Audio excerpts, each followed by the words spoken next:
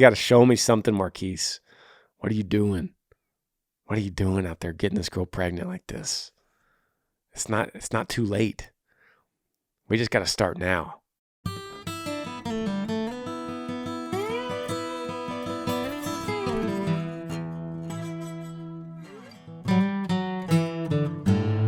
What's up, everybody? Welcome to the podcast. Thank you for listening and watching episode 171. Wherever you came from, whatever platform you're using to get here, I'm grateful for you. Those of y'all that have listened to a whole bunch of episodes in the past, thank you for hanging with it. If you're brand new, welcome. What we do is we answer your questions. Email Granger Smith Podcast at gmail.com. Could be about any subject, and I'll just walk through it like we're two friends sitting in the cab of a truck and discussing anything in life, really. And it's all over the place. I ask, don't send the same email twice, and don't send one longer than about a phone length, because that's what allows me to read it in a concise way and then discuss it with y'all on this podcast. So let's jump into it. First email here, subject line says, confused, need advice.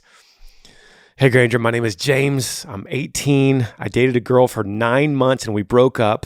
It wasn't anything bad that we broke up over. We just argued a lot, and she texted me out of the blue the other day though, and we kind of started talking, and I still have feelings for her, but I don't know if she feels the same or not for me, or even how the process is going to go with this whole thing. Any advice would really help me. Love your music, love your podcast. Thanks, Yee. It comes from James, 18. Brother, this is the thing. A lot of these emails that I see, you ask me a question, and I think to myself, that's the exact question you could ask to her. And then I wonder, what is lost these days? Or is this just always been this way, where we just feel nervous to ask the very thing that we need the answer from? And so we go to someone else. And I'm grateful that you emailed me, James, because what I want to tell you is flip this around on her. So you said, I still have feelings for her, but I don't know if she feels the same. So I would sit her down and say that. I don't have to put better words in your mouth. I could just say your words. You go, hey, I know that we've started texting recently, and I would love to talk about something with you. If you get a chance, love to jump on the phone. Don't text. Love to discuss something. You could hear my voice. I want you to hear my voice. Okay? But that's important anyway, instead of texting. Something like this, so many times in situations of any kind of circumstance, let's learn when to get off the text and get on a phone call or in person, so that they can hear the inflection of our voice, so that they don't know that we're not mad about this. You could hear in someone's voice that they're not mad. They're actually just very sympathetic about it. And it could come across as angry on a text. So this is something you're going to say, hey, I want you to hear from me in person, hear my voice, or we can get together. And then say this. Say, I still have feelings for you, but I don't know if you feel the same. Do you? That's it. Like, think what that answer, think when she answers you, think what that will accomplish in your mind. Even if she says, I'm not sure, I don't know, that says something. Like, that's an answer for you, right?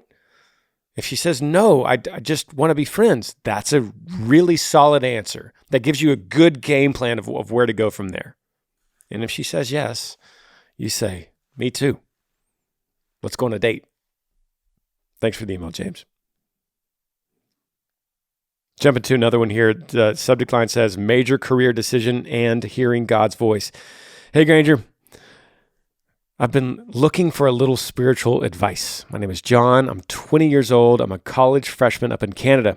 I'm in the Canadian Air Force under a contract to be a pilot, where the military is paying for my education and flight training. The catch is that since they're investing so much money into me, the contract length is nearly 2 decades. I won't be out until 2039. there's a 1-year back out period in the contract with no financial penalty. So if I'm going to leave, I need to leave this year. I feel called to be a pilot, but I've always been unsure about which pathway, civilian or military, I should take to get there. I'm now realizing that the civvy side can offer just as much adventure, much more freedom, and a better lifestyle without the strains that military life puts on you and your family. But on the other hand, the military program that I'm in is an amazing opportunity, and I'm worried that I would end up regretting it if I leave. I'm trying to just leave this in God's hands and let Him lead me to what He's calling me to do. But I'm having trouble hearing God's voice. My family, my girlfriend, and all of us are praying about it daily because the clock is ticking for me to decide. Just looking for any advice about how to make my vision more clear and align my path with God's will. Sorry for the length of the question. Appreciate everything you do, John.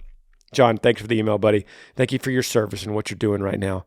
Thanks for listening to the podcast and trusting me with a very important question for your life. And I think it's a solid question. I think it's a solid thing to be thinking about. So let me walk through it with you, kind of step by step, according to what I know that you've told me. In something like this, first of all, in order to align ourselves, our path with God's will, as these are your words, then I would say, what are you doing in your life that are fruits of the result of you in a total surrender walk with your Creator? That's what I would ask. Like if we were friends and we were sitting down, I would say, tell me, describe to me your life. Would you say you're someone that says, my faith is number one, or God is number one in my life? And I would say, okay, describe to me what that looks like practically.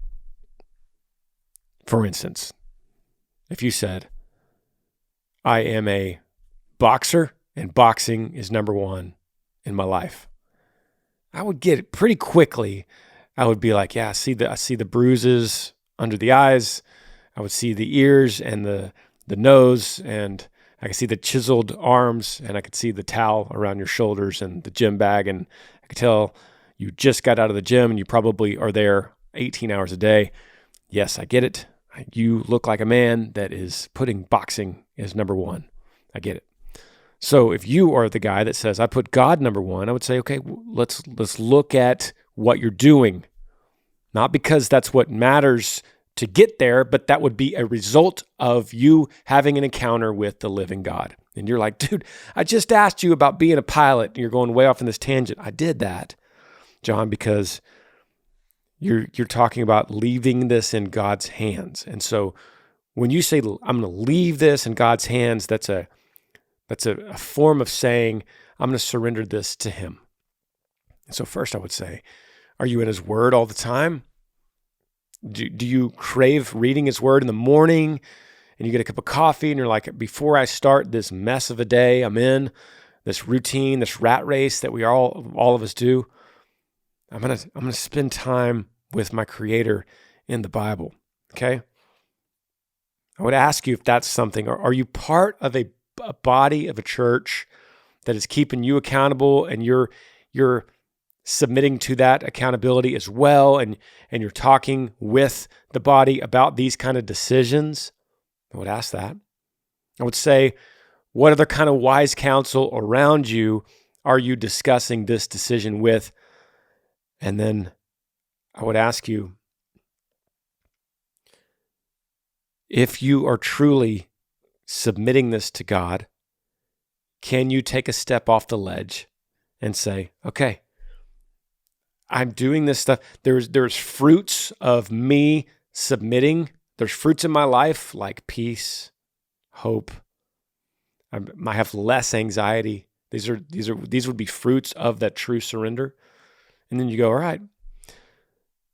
Obviously, here's a big deal, John. God is not going to speak to you through some megaphone in the clouds. You know that doesn't happen, right? Like you're not going to walk outside and it's going to go, John, take the military route. And you're going to go, oh yeah, got it. Thanks, God. I'm off on the military route. That doesn't happen, right? So when you take a step off that ledge and you go, I'm trusting you, God, so I'm gonna trust this path. I'm gonna walk this path. Hey, close the door if I'm not supposed to walk it. Open the door wider if I am. It really is that simple. Before you do that, you get wise counsel. I would suggest wise counsel in your church, in your family, and don't forget to get wise counsel of people that have done both of these paths before you in one direction or the other. So you're going to talk to a pilot that's done this for 20 years on the civilian side. And you say, Mr. So-and-so, Mr. Civilian Pilot, do you ever have a regret that you didn't stick with the military? And he goes, let me tell you a story about that. Okay. And then you find another guy that has done this for 20 years on the military side. And you go, Mr. Military Pilot, do you ever feel regret that maybe you restrained your life by staying stuck in this one vein and you didn't have the freedom on the civilian side? And you let him tell you the story. This is not rocket science. But we want to make it rocket science when we just sit in our rooms and we go, what is God's will? I don't know what God's will. What are you trying to say, God? And we have brains that we can use our brains. Paul says we need to use our brains. We use our minds to discern God's will. Not our gut, not our heart, not our feelings, our mind, by the transforming of our minds. So we go, okay, practically speaking, I'm going to talk to people on either side. And after you talk to Mr. Civilian Pilot Man and Mr. Military Pilot Man, and you get a good idea and it comes back to you and you go, I'm leaning towards the advice I got from the civilian guy. Because he told me he did not regret not doing the military, blah, blah, blah, whatever. It doesn't matter. This is not my decision, John. This is you. But I'm just saying in that scenario, then you go, okay, done. I'm going to move forward with this decision. God, I'm surrendering this to you. Therefore, I will move forward to the civilian side, knowing that if I'm submitted to you and I'm in your word and I'm in a good relationship with you, then you will have set up this previous conversation with the civilian pilot and given my heart the desire for that. Does that make sense? And so then you go, here we go, God, I'm moving towards the civilian side. And then you go to your recruiter or whatever guy you need to release you from this 1-year program. And he goes, oh, that's interesting, John. Yeah, we just had another guy come in that's going to fill your spot. So this actually makes it really easy. And I could sign you off right now if you want. We could just say goodbye. And you think to yourself, it's that easy? Wow, the door is getting wider to go this direction. I could give you a complete scenario of the opposite direction, but you get my point. We don't have to over-spiritualize. We don't have to look into the clouds or the butterflies or the red birds for some crazy sign.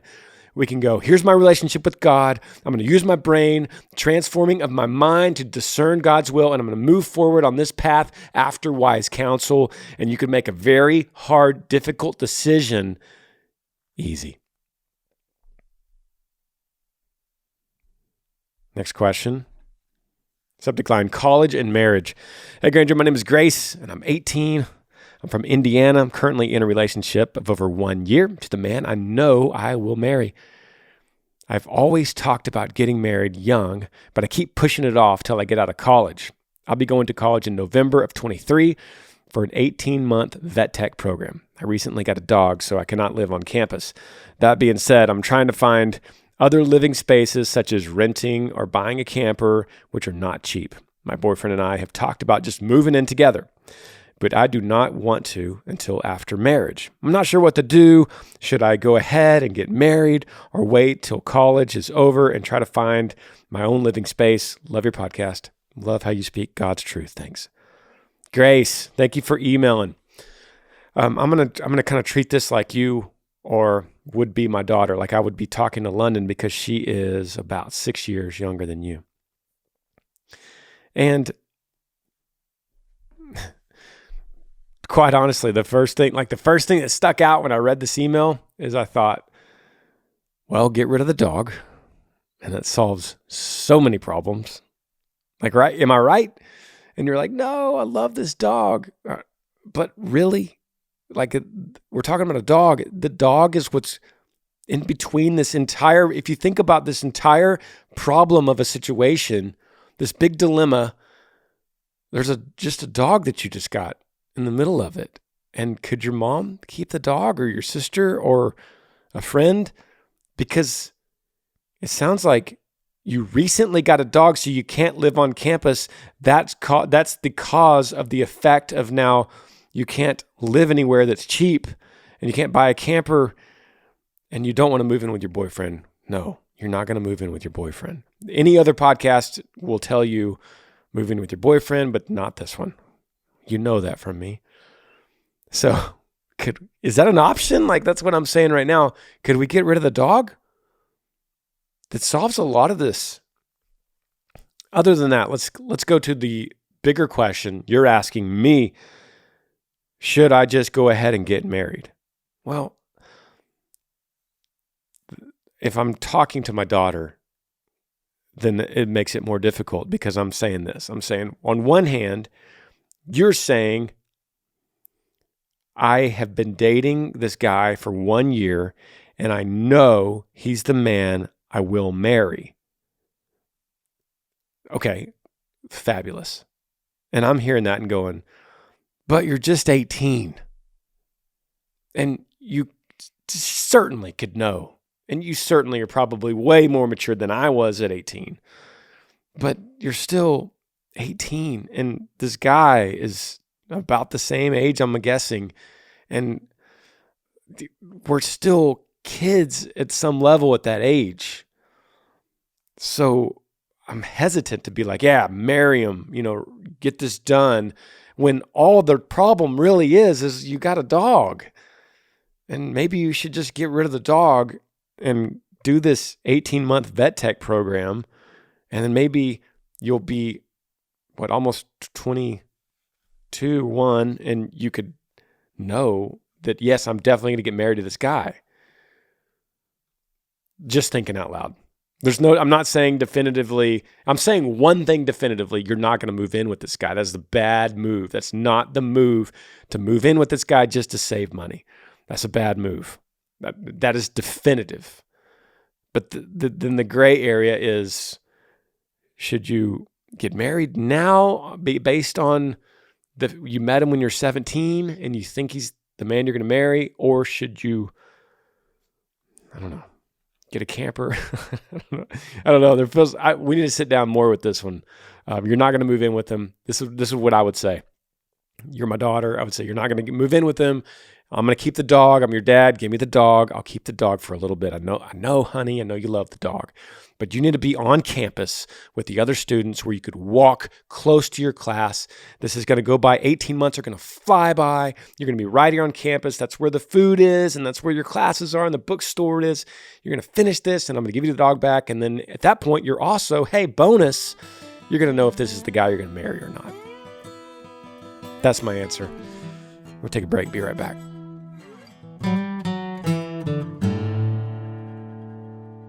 Podcast is brought to y'all today by Cozy Earth. Amber and I got sent some of the sheets from Cozy Earth, and they are so comfortable. They're made from responsibly sourced viscose from bamboo. And I don't know exactly what that means, but it's really, really soft. It's probably one of the reasons it's featured on Oprah's favorite things. Now, the cool thing is all these products come with a 10-year warranty, even though you could just tell these are the type of things that are just going to last for a really long time. Cozy Earth bedding is temperature regulating. It's also available in viscose from bamboo and in linen. And Amber could attest that the Cozy Earth loungewear is really, really comfortable, but it also has a sense of elegance about it too. I really like these Cozy Earth products. I think you will too. Find out for yourself and see what I'm talking about at CozyEarth.com. Cozy Earth provided an exclusive offer for my listeners today, 35% off site-wide when you use the code Granger. So go to CozyEarth.com, site-wide, 35% off for my Granger Smith Podcast listeners when you use the code Granger, that's Cozy Earth. Check it out, y'all. Back to the podcast.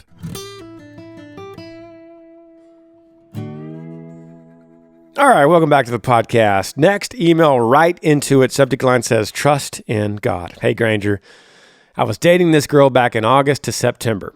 I love how these emails now, they just get right to it. I was dating this girl back in August to September. I've had a history for about 4 years before we started dating. I don't know what that means exactly. She broke up with me, and a week later, she tells me she's pregnant. Fast forward, she removes me from all social media and blocks my number. Then she adds me on Snapchat before Thanksgiving, and we start talking again. We find out we are having a girl. But about a month later, she asked if I was talking to other girls and proceeded to block me again when I denied it. Needless to say, with everything I'm having a hard time trusting God and what to do. Thanks, Marquise. Marquise, let me recap just to get myself set on what's happening. You were dating this girl back in August to September. I'm trying to figure out this history. I have had a history for about 4 years before we started dating. I don't know what that means. I'm going to skip that part because I don't know what it means. But I'm going to look at it this way. You guys broke up, right? And a week later, she tells you she's pregnant. Then, fast forward, she removes you from all socials and blocks your number after she tells you she's pregnant. Then, time goes by, I'm guessing, she adds you on Snapchat and you start talking again. You find out during that time you're talking that you're having a baby girl. Then a month later, I should write down like a timeline so I can keep up with this. Might be easier. Then a month later, she asks you if you're talking to other girls. I'm not sure what you said, but then she blocks you again. When you denied it. There it is. You denied it. She blocks you again. Needless to say, with everything, you are having a hard time trusting God and what to do. Marquise. I'm following. I'm tracking with you now, bro. Thank you for emailing. And thank you for trusting me with your life right here. This is a big part of your life. I'm wondering, first thing I'm saying is I'm just wondering, your subject line is trust in God. And your last line says, I'm having a hard time trusting God and what to do. And I'm wondering where God is in this story and why it matters, why he matters to you at all. And you're like, man, Granger, you answer so many emails about God. Why are you not answering my email about God? And I'm saying, Marquise, if I was sitting in a cab of truck with you and we were talking, I would say, what does God have to do with this? What does God have to do with your life? That is a hypothetical question. Because I know what God does in his sovereignty in this universe, right? But I would ask you, what does God have to do in your mind with this situation at all? Why are you bringing him into it? Right? Like, am I wrong to think to kind of push that? Because it doesn't sound like God was in any of the stuff before the situation got to a point where you wanted to question whether or not you could trust him or not. What were you trusting him in before with? Have you ever trusted him? Because this is that is the question. It's not the question of what do you do with the girl? How do you be a good dad for the baby girl? How do you get her to ever follow you on Snapchat again? How do you move forward in some kind of relationship? That's just secondary to what is your relationship with God. You brought it up. You emailed me. So now I'm going to push you on that. Marquise, what is your relationship with God? Now, I've said this before in different ways, but it would be equivalent of you. I'm not knocking on you. I love you, brother, and you're one of my listeners on here, and you email me, and it means a lot. So let me put it like this. The equivalent thing would be you come to me and you say, hey, Granger, I'm trying to be a professional guitar player. And I'm just really starting to doubt my future as a professional guitar player. I'm starting to lose trust in my ability to be a professional guitar player. And I would say, okay, well, can I come to your house one day and help you? And you go, yes, please. So I go over to your house and you're sitting on the couch and you're watching TV. And I say, okay, let's talk about, you said you're losing trust in the idea that you're going to be a professional guitar player. Let's play a little bit. First, let's just get a ground base level of what your playing is like. And you look at me straight dead in the eye and you look at me and you say, oh, I mean, I don't own a guitar. And I say, you wanted to be a professional guitar player, and when things got tough, you started losing trust that you would be a professional guitar player, and all this time, you don't own a guitar? You've never practiced? You've never watched a YouTube video on guitar making chord skills? That's kind of what I'm feeling on this whole relationship thing, Marquise. You're like laying out this whole story. You got this girl pregnant and she's like crazy. She's blocking you on stuff and then adding you, and then she's having a baby girl, and maybe it's yours, maybe it's some other guy's. And I'm saying, dude, do you even own a Bible? Man, I'm saying that out of love too. I hope you hear that in my voice, that I want to help you learn to play guitar. I want to help your dream of being a professional guitar player.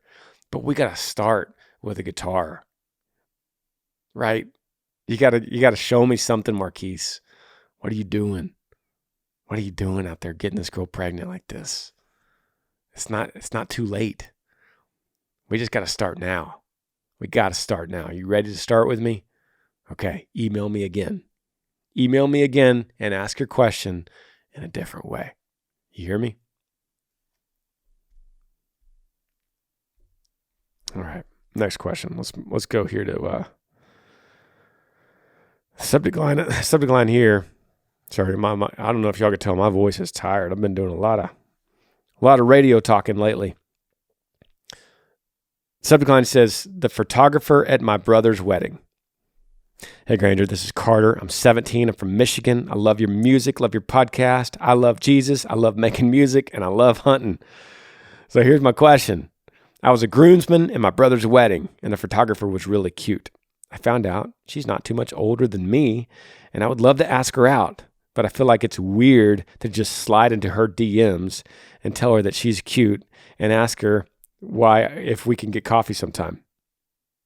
So I'm wondering about asking this girl out without being weird about it.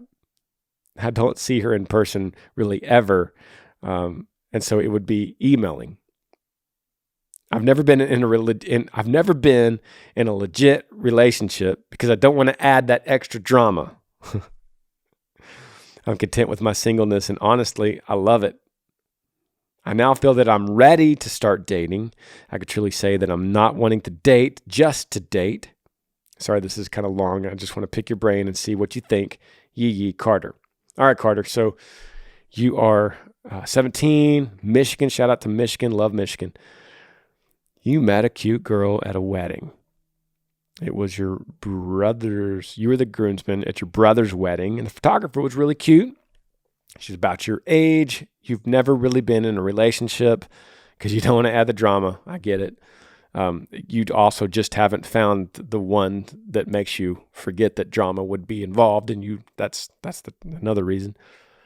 And you are content with your singleness, and you honestly love it. Cool. But now you meet a cute girl, and all of a sudden you're ready to start dating. Right, Carter? You meet a cute girl at a wedding that she's a photographer, and you're like, hey, this whole singleness thing, I've liked it, but I think I might be ready to start dating. Like, I'm 17, looking at the clock, 17. Yeah, cute girl, wedding. Yeah, ready to start dating. That's funny. That's a big coincidence, Carter. I'm just messing with you, bro. Here's the deal. As entertaining as your email is, this is what happens, okay? Get a pen, get a paper. You go to your brother, and you go to your new sister-in-law, most likely, and you say, hey, new sister-in-law, can you do me a huge solid? Can you get me the phone number of the photographer at your wedding? I know it sounds weird, but I think she's cute, and if you don't mind, I'd like to have it. And she gives you the number. This is brave of you to cold call her, and so you might text. I wouldn't hate it if you texted, and you just said, hey, this is a text, right? Hey, you don't know me. My name is Carter, but I was at the wedding that you shot a few weeks ago. I have a question. Would you mind giving me a call? Ooh, that makes me nervous just thinking about it. That makes me nervous, but I think that's the right text, because you don't want to give it all. You don't want to just reveal it on the text and say, hey, I really thought you're cute and I was hoping that we can grab coffee. You don't want to do that because then, like, what if she's not around her phone? She's doing something else, and then you're just sitting there staring at your screen, just wondering if it's going to light up. You're going to do that anyway, but that's a lot of pressure on one text. Instead, say, you don't know me. My name's Carter. I have a question for you. I got your number from the bride of a wedding you shot a few weeks ago. Can you please give me a call? Okay?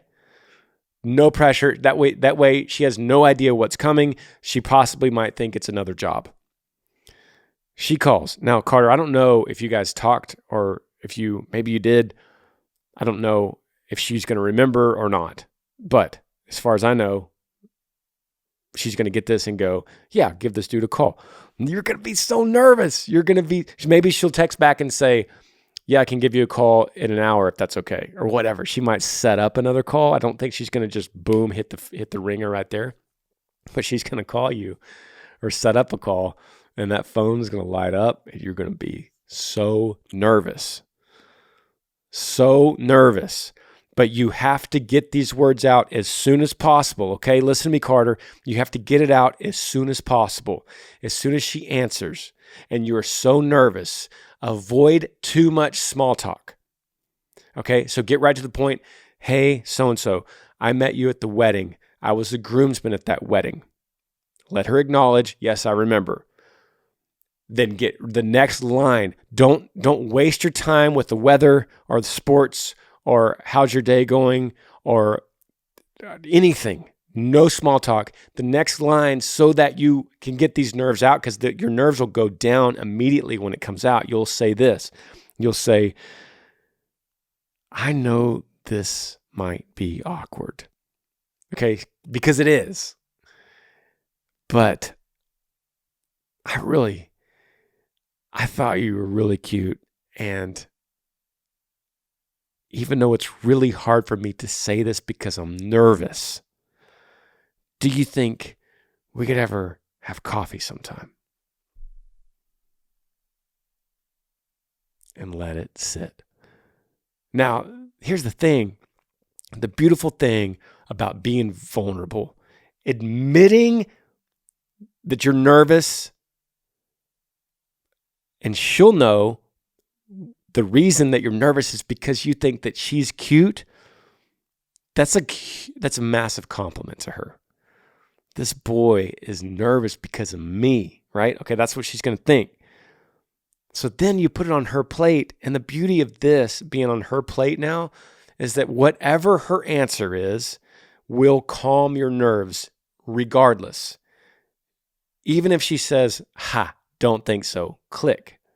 You won't be nervous anymore. You're going to go, well, there's the answer to that. Moving on. Back to my content and my singleness. And that's going to go away quickly. It's going to be over, and it's no big deal. Or she says, yes, would love to. Okay, the nervousness is going to go away, and now it goes into, cool. Well, How about Friday? How about I text you a place Friday, 6 p.m.? Sound good? Good. Or she says, I'm in a relationship, I'm seeing somebody. Either way, you have information that you could now work with. Start with being vulnerable, even though it's awkward. Admit that you're nervous. Admit that this is difficult. Avoid small talk. And you will get instantly the information you need to take the next step. Should I hit this one? This one's got a lot of exclamations on it.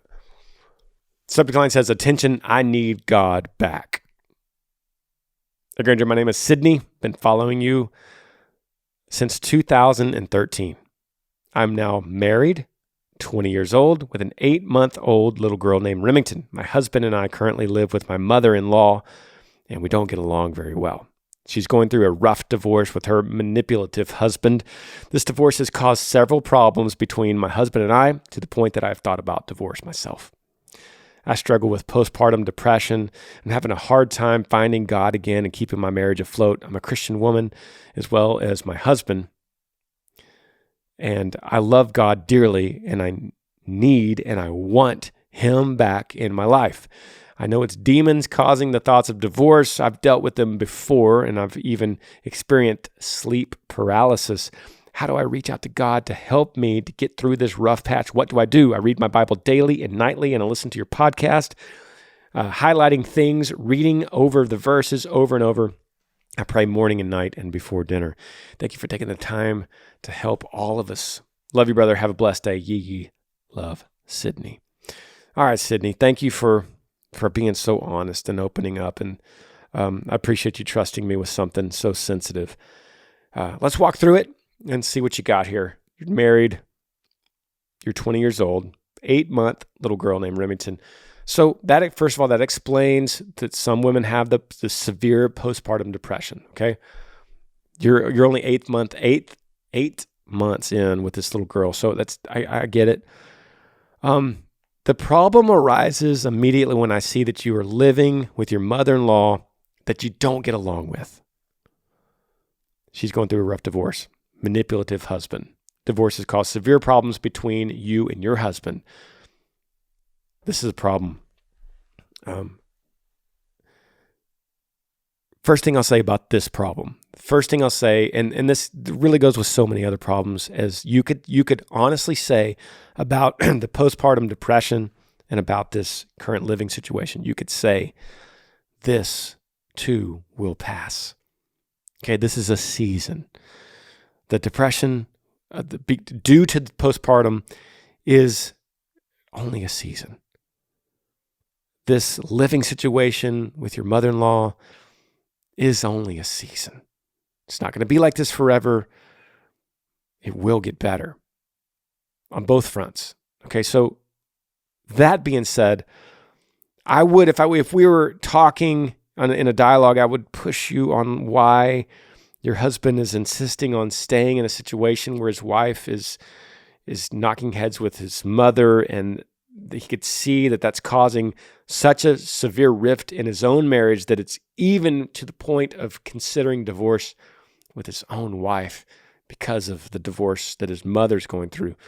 That's rough. And if I was talking to him, I'd say, brother, what are you doing, man? What are you doing? I know you're trying to be there for your mom and you're giving her a place to stay. She's going through this, but look what it's causing. This is causing damage. And you got an 8-month-old baby girl. Be careful with this. I would go there, but let's go back to you. What to do to get closer and near to God, right? So it sounds like you're in this Bible routine, you're praying. I love that. The one thing you didn't mention is finding a body, a church, a group of followers. That's what we're called to do in the Bible. The Bible says this. And so we find through, I'm sure you've seen it in your daily readings, but we need to gather. We need to be with a group, and we need to become members of the group. Not just casually going on Sunday and just, back pew, say hi, leave. We need to be involved. We need to plant ourselves within the church, in the body, in the membership process, so that we could become members and we could learn with everyone, and we could allow them to pour into us, and we could use whatever resources we have to pour into them.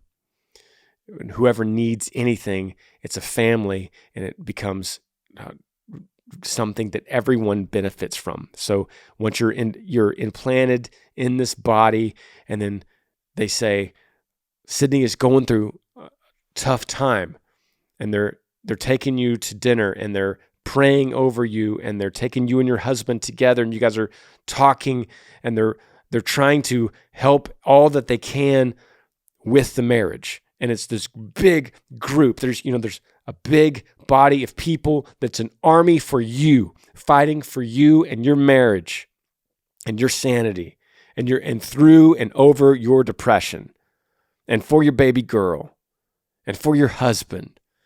This body. And if you're not in a church, if you are going to church and you don't have a church that's doing that, then it's I would consider looking for a body of church that does do that, that takes their congregation and their members and pours into them daily, where these elders are coming together and going, how's Sydney doing? How's Sydney doing? We're going to go by her house. She's suffering from postpartum, so we're going to go to her house, and we're going to bring her a meal tonight, her and her husband. We're going to talk about this, see how she's doing. It sounds like you need that. We all need that. I need that, Sydney. My wife Amber needs that. We need this group of believers. We can't live and be Christians in a vacuum. And just look at what paper says that we should do. We need to see others living it out, and you see others that are doing this and praying and reading the Bible like you say you're doing, and you could see the fruits of what's happening to them, and it encourages you. And you go, wow, look at this. And then you, meanwhile, are encouraging someone else you don't even know. They're like, I'm going through a rough time, and I don't know what to do, but I see Sydney over here, and I know what she's going through, and she's just diligent in reading her Bible and praying. And I love that about her, and that's really encouraging to me. And that's your chance then to pour in. And as you start serving and pouring into this other family, you realize your own family's mending at the same time. It's crazy when we serve how that happens. That's my suggestion to you. And I love you guys, all of y'all. Thanks for listening, and I will see you next Monday. Yee yee. Thanks for joining me on the Granger Smith Podcast. I appreciate all of you guys. You could help me out by rating this podcast on iTunes. If you're on YouTube, subscribe to this channel, hit that little like button and the notifications bell so that you never miss any time I upload a video. If you have a question for me that you would like me to answer, email grangersmithpodcast@gmail.com. Yee yee.